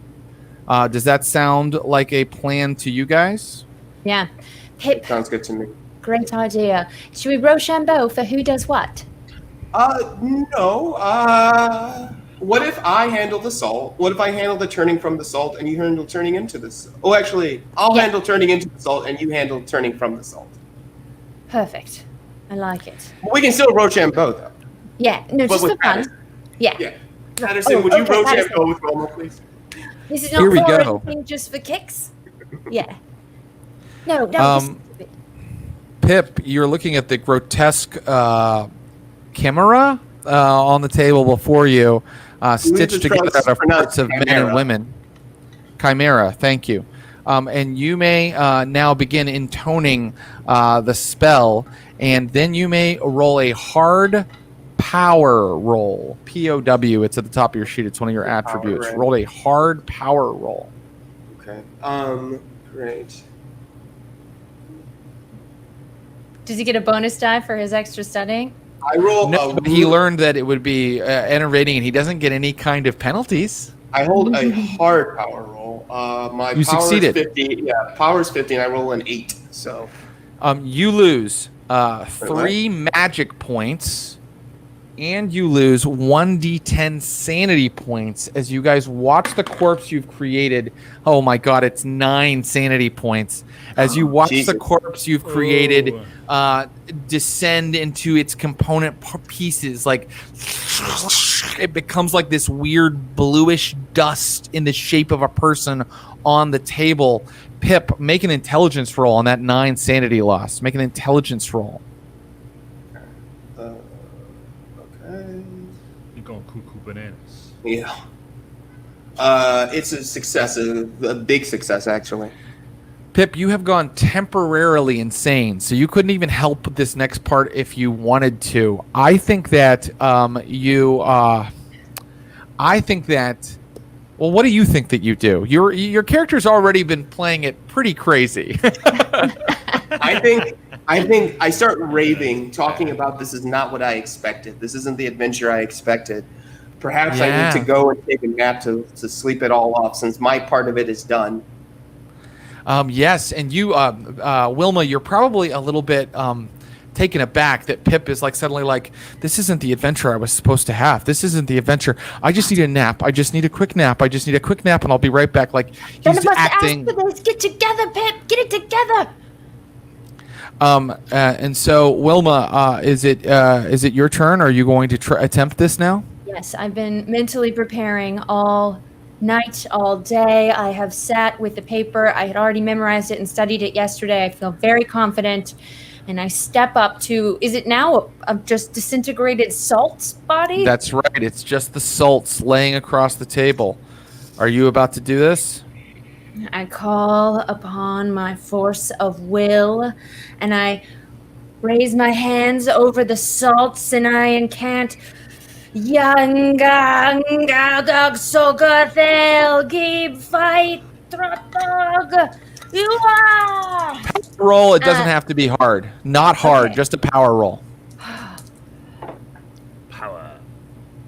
Made it by 3 points. Yes. Ooh. Okay. You lose 3 magic points, and you lose a D10 insanity because that's just what this spell costs. For you, that's 5. Make an intelligence roll. Okay. Well, I lose 5. I'm down to 46. Intelligence. I need to roll above an 80. Come on, you can do it. No, I can't. Yeah. Wilma, you also kind of go start raving mad as you lose the 5 sanity. And the pieces of dust start to recoalesce into a body. Oh God! I mean, geez, so many things. Is there anyone anywhere? all 3 of us are insane. Wilma, you do nothing. You sit cackling as the door opens and the creature walks down into Dr. McCorquodale's surgery. He sees Pip sleeping in the corner with Patterson over him, like trying to protect him. He sees Wilma cackling on the floor, and something gets up off of the bench. It has Margaret McCorquodale's face, but it has the stitched together body of other men. And it moves in the wrong way. And I'm sorry. I think upon seeing this, well, you guys are already temporarily insane. I can't even call for another sanity roll. The creature holds out its hand, and the loping, broken thing stumbles toward him. And we're going to leave those 2 right there for right now. Oh, no. And what I would like to know is, I just want a hint. I just want what you would call a teaser as to where McCorquodale is right now. Sure thing. So, I'm going to say even this is a flashback. Not even necessarily where he is right now, but earlier. So what time of day is it right now? I mean, let's see. They did that at midnight, so it's late at night right now. Okay, so let's say about 7 o'clock in the evening, earlier on today, just as the darkness was falling in Edinburgh, down once again by the docks in Leith, you see a little Royal Naval base, a little wharf where a couple of Navy frigates are like tied up alongside, and you see a gap in the fence, and a figure is like pulling back the fence, and as the figure turns and looks back towards the camera, you see the mad staring eyes of Dr. John McCorquodale. He was sneaking onto a Royal Naval base earlier on tonight, but where he is now, well, that would be telling. This is incredible. I loved that session. It went about as sideways as a Call of Cthulhu session can go. Yeah. Sometimes it's fun to go insane and make the monster, and I want to thank my players for going there and for leaning into the madness of McCorquodale. Like I said, had to spend a lot of time in a laudanum-soaked haze, but I enjoyed every minute. Guys, thank you so much. This was so much fun. Can I just say this is my favorite session of Stream of Blood thus far? I think so, yeah. I love it when everyone goes nuts. Yes, yeah. Cthulhu, Call of Cthulhu, the rules work the way it says on the tin. And this time we all went mad. I went a little mad myself, to be honest. This is what happens when you play Bothwick. When we play by Bothwick rules, just fucking go for it. Yes. Thank you again, Becca, Scott, Phil Walker, and Humphrey Ker. Follow them on all their social media things and say hi to them online. I'm going to say goodbye to them for right now. Thank you, guys, and we'll see you next week for the final conclusion to all this madness. Okay. Guys, I just want to apologize again for the weirdness going on with my syncopation here. I probably won't stay for questions just because I'm still having these issues. I can tell you that if you are a fan of the stream, we are getting it fixed. There is new Wi-Fi happening and new computers happening and things that will make this less of an issue. What I just want to remind you, though, is to see that newfangled Wi-Fi, please tune in to the Coven of Bitches, their name, not mine, our 1920s Call of Cthulhu game with Megan Gailey, Kara Clank, and Lisa Traeger as Nastya, Nora, and Annabella, badass Prohibition-era occult investigators. We will be running that game Tuesday night at 7 p.m. Pacific. Season 2 of Vampires of Pittsburgh, 5th edition Vampire the Masquerade Chronicle. And the last session was intense. Ashley Birch's character, Jen Brown, enacted an alchemical ritual to transform her biological sex and then was seduced by an exceptionally dangerous enemy vampire last session. You've got to tune in to find out what is happening with that. And Saturday, we are playing more Blades in the Dark with Dungeons and Daddies. The Dungeons and Daddies podcast is this really funny, really well done podcast with these guys that, the premise is that they are dads who go into a D&D fantasy world to save their kids who have been sucked into that world. Well, the players and hosts of that show are so talented, and they're going to be a great addition to our ongoing connected Blades in the Dark universe. The Tin Whistles, which are the glass cannon guys, will eventually maybe even meet whatever crew and criminals that the Dungeons and Daddies folk come up with. So check that out. That's going to be at 10 a.m. Pacific time this coming Saturday. Follow us on twitch.tv / Stream of Blood. Keep up with our schedule and all the cool things we have planned with our Instagram and Twitter. That's _Stream of Blood _ on both of those platforms. And we're on Reddit at r / Stream of Blood. Definitely join our Facebook group. We have lots of great chats there. Our Neptune Society title card is by Will Pottorff. Will is doing a lot of art for us, and it all looks amazing. He's the best monster drawer I know. That's what I would have called him in 6th grade. So check out willpottorff.com, POTTORFF, or his Instagram to see more of his really beautiful work. And then we also have in-game artwork that is provided by our own Ross Bryant, who you can see in our Vampires game. The Neptune Society theme is by Warbird, and you can hear more of Warbird's music on SoundCloud.com /Warbird. Guys, that's it for today. If you have questions, bring them to the Facebook group, Stream of Blood Facebook group. I want to say thank you for hanging out, for watching the show, even though we had this weird kind of syncing issue with my face. And we are going to get that fixed. But now I'm going to just sign off. I'm going to say goodbye. So until next time, Shub Nugurath Cthulhu Fatagan. Bye-bye.